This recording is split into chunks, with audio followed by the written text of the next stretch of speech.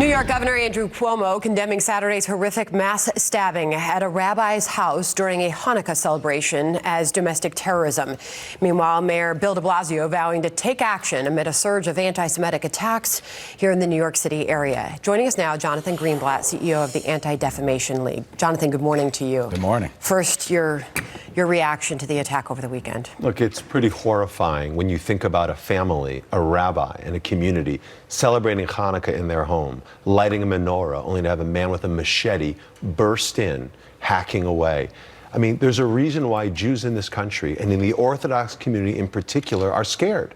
Because when they are being attacked while they're shopping in their supermarkets, or worshiping in their synagogue, or literally celebrating in their home, that isn't just anti-Semitic, although we need to recognize that. It's also anti-American. It's terror, and it needs to stop. Enough is enough. Do you think it's being recognized sufficiently by authorities as domestic terrorism? As a New York reporter, I've covered this for 30 years, going back to Crown Heights, when Yanka Rosenbaum was so savagely stabbed to death because he was an Orthodox Jew. What should authorities do specifically to address this and stop this horrendous situation? Well, we welcome Governor Cuomo's statement yesterday that he called this domestic terrorism. It is terrorism. This isn't just a crime directed against an individual because they're wearing a kippah. It's directed against the entire Jewish community. A guy might not wear a black hat or a long coat, but those people in Monsey, those people in Brooklyn, those people in Jersey City, they are my Jewish brothers and sisters, period. So I do think that statement is important, but we need our elected officials to really bring down the full force of the law. So whereas the governor was in the right spot on this, Mayor de Blasio hasn't been.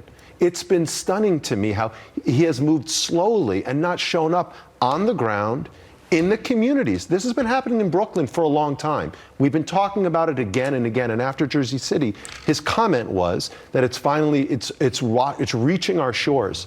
This crisis has been going on for some time, and we need more police and tougher prosecution. What is the reason for the trend? You look at the numbers, these are provided to us by the NYPD, the week of anti-Semitic attacks in New York, detailed on the screen there, 9 incidents across New York State alone, including these stabbings that we're talking about in Rockland County. To what do you attribute this growing trend? Yeah, I'll tell you, at the ADL, we now have a tracker on our website of anti-Semitic attacks happening because the pace we're seeing now is unlike anything in recent memory.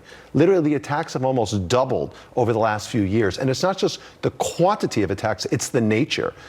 Listen to this, anti-Semitic acts of violence more than doubled year over year from 2017 to 2018.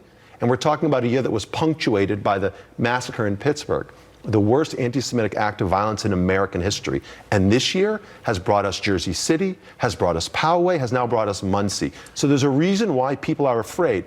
Why is this happening? I think, number one, leaders on both sides of the aisle have kind of given permission to prejudice. We see it in the public discourse in a way we didn't used to, and it's very troubling, and no one is immune. Do you think that we should have, the suspect in this case was charged with attempted murder and burglary. Yeah. Why not hate crimes? Well, I will tell you, I think an attempted murder charge is probably stronger than hate crimes on its own. Okay. But this was a hate crime and needs to be recognized as such. So why? Number one, we need elected officials to lead. And number two, social media is part of the problem. You can see the kind of anti-Semitic slander that you can't find in newspapers, you can't find in television. Now it's just a click or a swipe away on some of the most popular social media services where our kids are exposed to it. So this is one of the challenges. Anti-Semitism comes from all sides. We see it from the extreme right, white supremacy, the radical left and crazy progressivism, Islamist jihadism. But when our social immune system is lowered, this virus explodes. And it's like an infection that ultimately will consume us all. Jonathan, thank you. Thank you for the work that you do at the ADL as these attacks have only increased, and hopefully they'll be addressed. Thank you for covering this. Of course.